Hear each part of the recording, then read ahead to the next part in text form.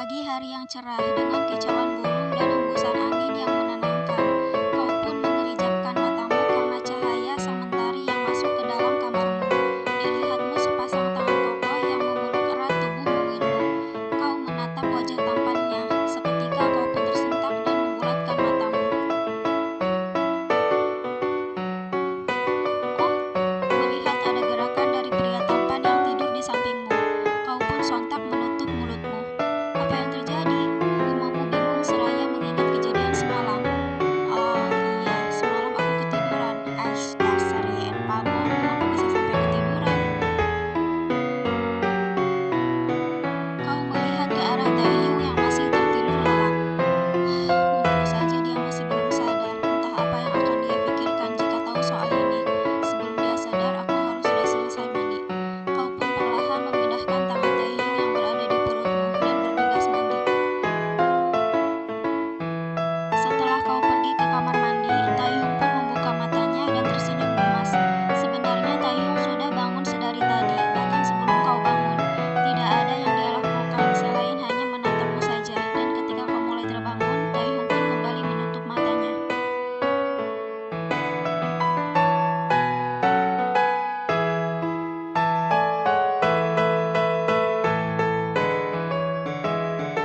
Saat kau membuka pintu kamar mandi, Tae mendengarnya. Dia pun kembali menutup matanya. Kau menghampiri Tae. Kenapa dia belum juga sadar? Seberapa banyak dia minum semalam hingga membuatnya mabuk seperti ini? Tanyamu. Kemudian kau pun pergi ke dapur menyiapkan sarapan dan tak lupa membuatkan sup untuk Tae. Setelah kau pergi, Tae kembali membuka matanya dan dia merasa senang bisa mempermainkanmu.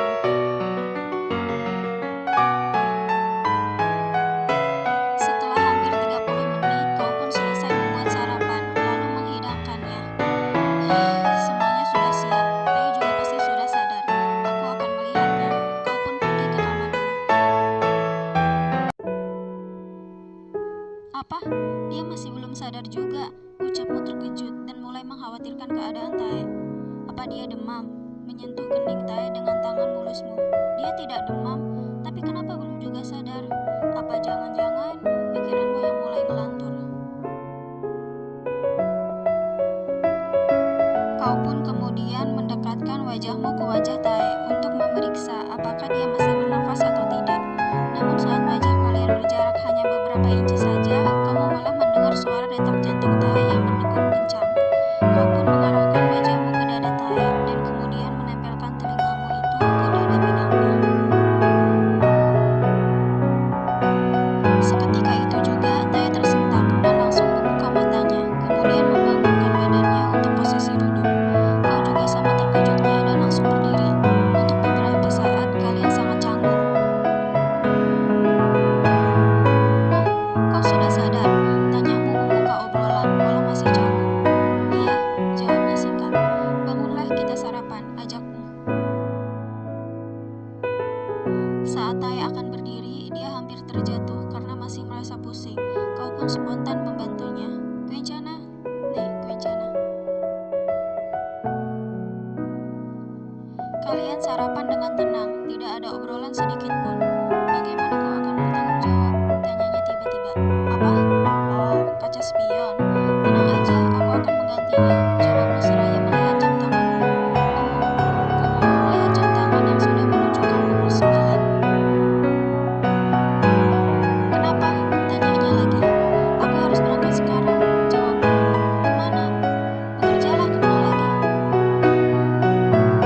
Kau tidak boleh bekerja lagi di restoran, ucapnya seraya menatapmu. Apa urusanmu? Kenapa kau melarangku bekerja di restoran? Tanyamu bingung. Karena mulai hari ini kau akan bekerja bersamaku, menjadi asisten pribadiku, ucapnya penuh penekanan. Apa? Membulatkan matamu. Kenapa? Kau akan bertanggung jawab, bukan? Itulah caramu bertanggung jawab, dengan menjadi asisten pribadiku. Karena aku tidak butuh uangmu, tapi kau tidak mau. Baiklah, aku akan mengambil jalur hukum, ancamnya. Jangan. Aku menganggap jawabanmu iya, dan mulai hari ini kau akan menjadi asisten pribadiku, ucapnya senang. Tapi bagaimana dengan pekerjaanku? Jika aku tidak bekerja, bagaimana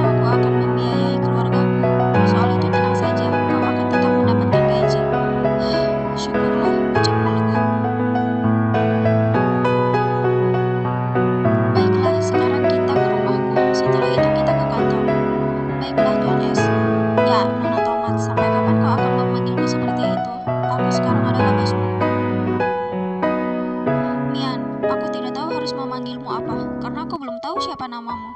Namaku Kim Taehyung. Kim Taehyung. Baiklah, aku akan memanggilmu Tuan Tae. Saat itu Tae merasa sangat bahagia karena setelah 10 tahun akhirnya dia bisa memberitahu siapa namanya. Dia pun menatapmu intens hingga membuatmu kebingungan. Tuan, ucapmu membuyarkan lamunan Tae. Oh, Kaza, kita ke rumahku sekarang.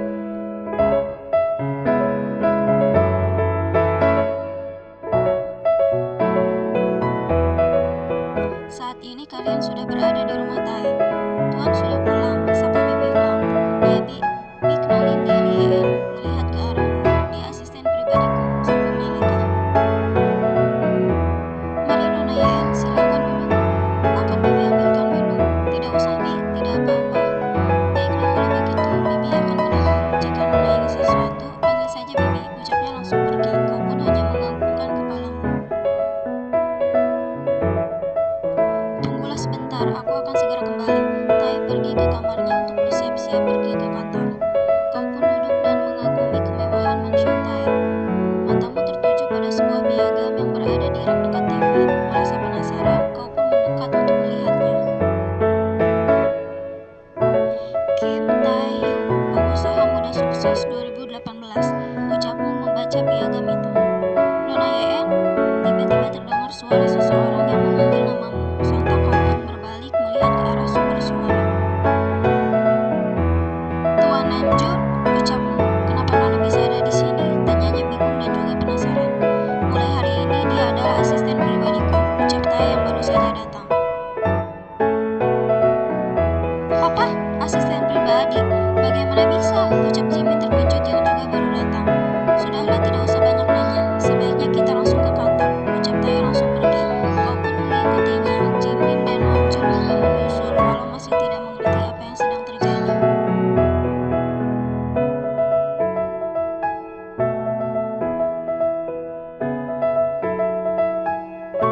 Kalian semua tiba di KTH Company.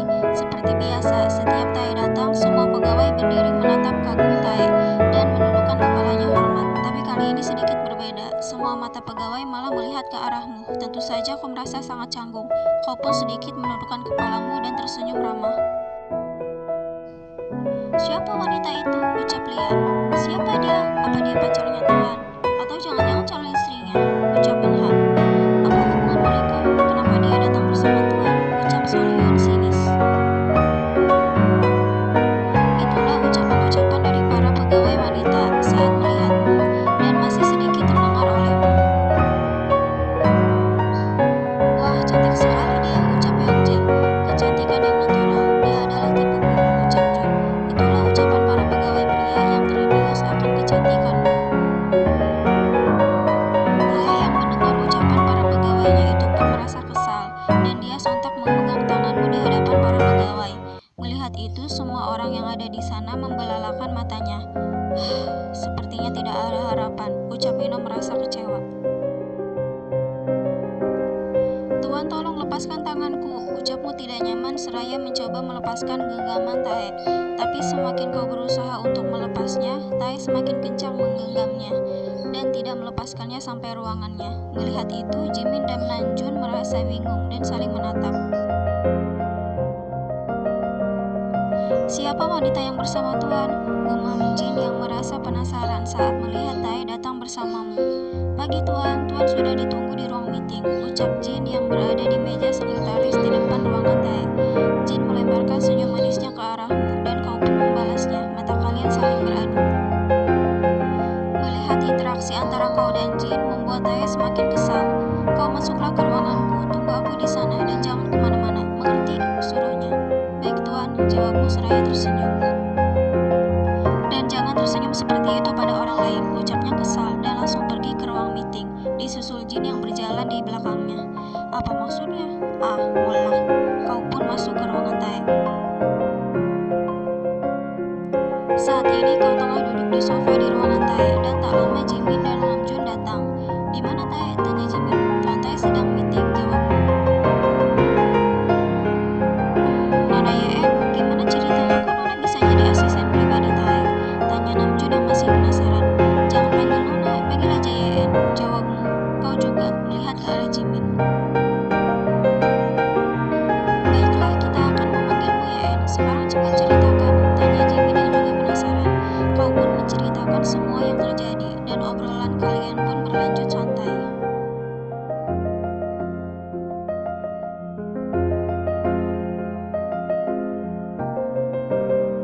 Di sisi lain, di waktu yang sama, Yonggi datang ke restoran untuk menemuimu. Annyeong, sapa Yerin yang melihat kedatangan Yonggi. Annyeong, jawab Yonggi ramah. Di mana Yen? Tanyanya seraya celimukan mencarimu. Yen tidak ada di sini, jawab Yerin. Kemana dia? Apa dia sakit? Tanya Yonggi khawatir. Dia belum memberitahumu. Beritahu apa? Yen sudah tidak bekerja lagi di sini. Sekarang dia bekerja di kantor, menjadi seorang asisten pribadi, ucap Yerin. Sebelumnya kau sudah memberitahu semuanya pada Yerin lewat telepon. Kok bisa dia bekerja di perusahaan mana? Tanya Yonggi. Kau masih ingat dengan 3 pria tampan yang bersama Yen di sini kemarin? Tanya Yerin. Ya, jawab Yonggi. Yen bekerja di perusahaannya. Yerin pun menceritakan alasan kau bekerja menjadi asisten pribadi Tae. Apa? Mode Anway, ucap Yonggi langsung pergi menuju kantor Tae. Dia kenapa? Entahlah, Yerin melanjutkan pekerjaannya.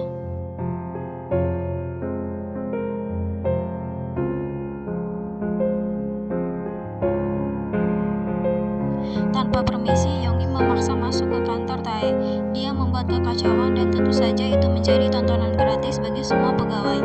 Yonggi tidak memperdulikannya. Dia tetap berjalan menuju ruangan Tae dan dia terlihat sangat emosi.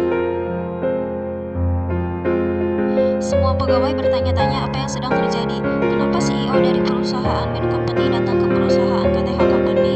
Apa terjadi sesuatu di antara kedua perusahaan besar ini?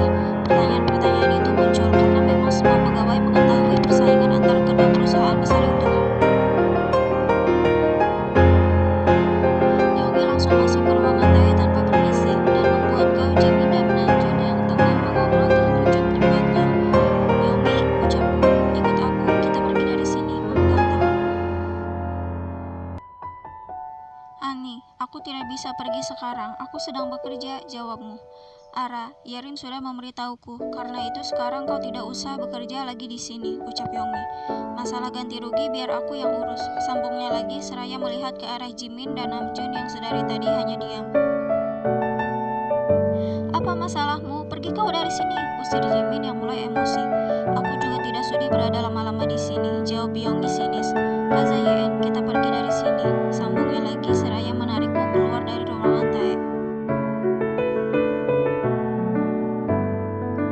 Lagi-lagi para pegawai pun dibuat terkejut dan bertanya-tanya apa yang sedang terjadi. Kali ini para pegawai melihatmu bersama Yonggi yang memegang tanganmu keluar dari ruangan Tae. Ada apa dengan hari ini? Kenapa banyak sekali drama yang terjadi? Aku tidak mengerti, ucap Mino. Entah apa yang akan terjadi selanjutnya. Aku merasa suatu hal besar akan terjadi sebentar lagi, ucap Jun. Siapa sih wanita itu? Tadi pagi digandeng Tuan Tae, sekarang digandeng Tuan Yonggi, ucap Minha. Sangat licik, Sehun tersenyum sinis. Tak lama setelah kau dan Yonggi pergi, Tae selesai meeting dan kembali ke ruangannya. Jimin masih kesal dengan sikap arogan Yonggi. Di mana Yena? Pergi kemana dia? Tanya Tae yang tidak melihatmu di ruangannya. Dibawa pergi sama si arogan Yonggi, jawab Jimin. Apa? Sudah berapa lama mereka pergi? Tanya Tae lagi. Baru saja, jawab Namjoon. Tae langsung berlari keluar dari ruangannya mengejar kau dan Yonggi. Saat sampai di lobi, kau tiba-tiba menghentikan langkahmu karena ada seseorang yang menarik tanganmu dari belakang. Sekarang posisinya kau berada di antara Tae dan Yonggi yang sama-sama memegang tanganmu. Tae dan Yonggi pun sama-sama menarik tanganmu ke arah mereka masing-masing, dan tentu saja itu membuatmu kesakitan. Lepaskan dia, ucap Yonggi sembari menatap tajam Tae. Kau yang harus melepaskannya, jawab Tae membalas tatapan Yonggi tak kalah tajamnya. Lepaskan aku, kalian menyakitiku, rintihmu. Mendengar itu, Tae dan Yonggi pun sontak melepaskan tanganmu. Tanda merah terlihat jelas di kedua pergelangan tanganmu. Yonggi, kau pergilah, ini masalahku, biar aku yang selesaikan, ucapku. Tapi kita bicarakan ini lagi. Atas permintaanmu, akhirnya Yogi mengalah dan pergi. Baiklah, nanti malam kita bertemu. Kau dan Tae kembali ke ruangannya. Saat ini kau dan Tae sudah kembali ke ruangan Tae. Tae sibuk dengan pekerjaannya, sedangkan kau hanya diam menunggu perintah dari Tae. Jimin dan Namjoon sudah tidak berada di kantor karena Tae sebelumnya sudah memberi tugas mereka untuk mengawasi musuh dan mencari identitas Kang Soro. Kebosanan pun melanda dirimu karena sedari tadi kau hanya diam. Tuan, apa tidak ada hal yang bisa saya lakukan? Tanya. Tidak ada. Kenapa? Jawab Tae. Tuan, saya kan sedang bekerja, tapi saya tidak merasa sedang bekerja. Dari tadi saya hanya diam, ucapku. Baiklah kalau begitu bikinan saya kopi, suruh Tae tanpa melihat ke arahmu karena dia fokus menatap layar laptopnya. Kau pun pergi ke pantry untuk membuatkan Tae kopi. Setelah kau keluar dari ruangannya, Tae tersenyum. Aku tidak mungkin membuatmu bekerja keras, kau hanya perlu berada di sampingku saja, itu sudah cukup, gumam Tae. Saat di pantry, kau kebingungan mencari persediaan kopinya. Tiba-tiba saja terdengar suara dari arah belakangmu. Nona cari apa? Tanya Jin yang baru saja datang. Oh, saya ingin membuat kopi untuk Tuan Tae, tapi saya tidak tahu di mana persediaan kopinya, jawabmu. Jin kemudian membantumu dan menunjukkan tempat persediaan kopinya. Tuan Tae suka kopi pahit, ucap Jin. Benarkah, Gomawo? Menundukkan sedikit kepalamu. Kenalin, saya Lien. Saya Kim Sok Jin, sekretaris Tuan Tae. Nona calon istri Tuan Tae? Tanya Jin. Bukan, saya bukan calon istri Tuan Tae. Saya asisten pribadinya, sanggahmu. Setelah selesai membuat kopi, kau pun kembali ke ruangan Tae. Tuan, ini kopinya, menyimpan di atas meja. Baiklah, jawab Tae.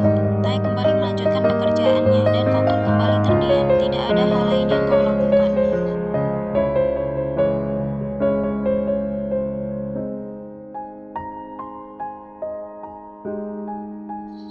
Setelah pulang bekerja, kau pergi ke minimarket tempat adikmu Jeno bekerja dan bertemu dengan Yogi di sana. Apa? Nona jadi asisten pribadinya untuk membayar ganti rugi.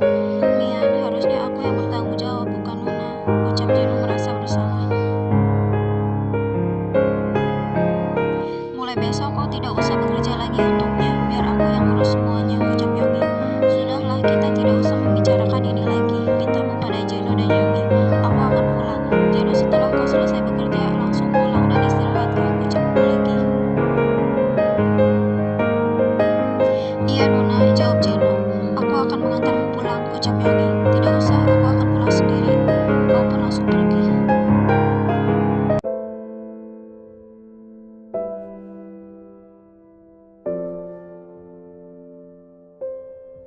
Tuan, wanita itu sekarang menuju rumahnya. Dia sendirian, lapor Lee Dong-wook pada bosnya. Ternyata sedari tadi ada satu anggota Black Wolf yang mengawasi dan mengikutimu.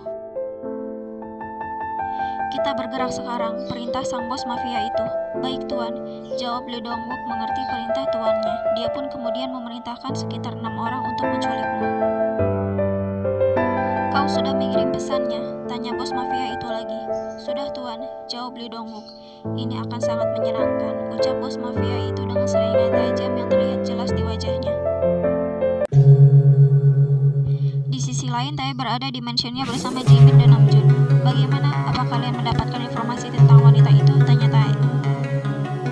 Masih belum, aku tidak mengerti siapa sebenarnya Kang Sora ini. Dia sangat sulit untuk dilacak, tidak ada seorang pun yang